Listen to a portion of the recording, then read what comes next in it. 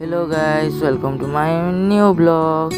तो गाइस मैं अभी जाऊँ नुआपाली के। तो गाइस केन केन माने नुआपाली जगह देखी चन आउ बिनका के आसी चन सियोर कमेंट रे कहबे। तो व्यू एंजॉय करो गाइस।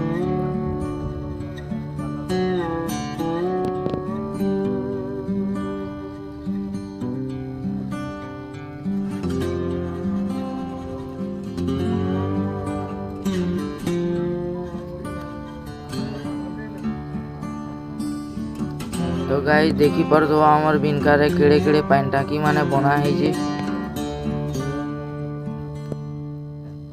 तो फाइनली गाइस आमे एबे इटा नुआपाली के एंटर करलु।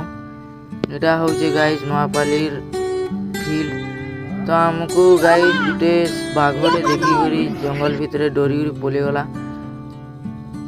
सांग न भेट पड़ी सालु एंदा बाहरी गलु गाइस घर के। यार इता देखो। तो गाइस ई ऑटो के केन केन माने चिनी जन जे बिनका के आसी जन कमेंट रे कहबे। हाँ गाइस इटा होचे नुआपाली फील्ड देखि पारथबो केड़े बोर्डटा।